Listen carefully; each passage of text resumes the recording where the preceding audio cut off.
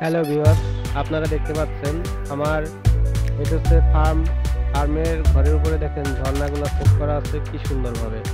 ঘরের ভিতর দেখেন ফ্যানও কিন্তু সেট করা আছে, সিলিং ফ্যান সেট করা আছে, হাসি ফ্যান দেওয়া আছে এবং পাকিস্তানি বড় ফ্যানও কিন্তু দেওয়া আছে এই ঘরটাতে।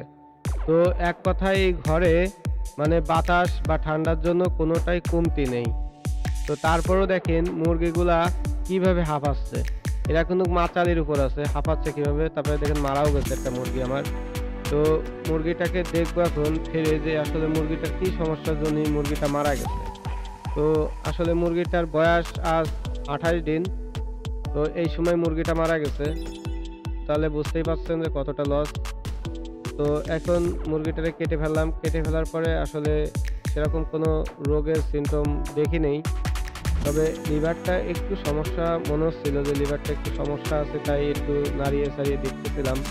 তো আসলে দেখার পরে মনে হলো ওটাই যে লিভার থেকেই সমস্যা হয়েছে। আর যে পরিমাণে গরম পড়তেছে আসলে বুঝতেই পারছেন, এই গরমে তো সমস্যাগুলো হচ্ছে বেশি। তারপরেও হালকা দেখা যাচ্ছে একটু পানি জমছে। মানে গড় এভারেজ মিলে এই মুরগিটা মারা গেছে। তো ভিডিওটি যদি ভালো লাগে তবে অবশ্যই লাইক, শেয়ার, কমেন্ট করবেন। ধন্যবাদ।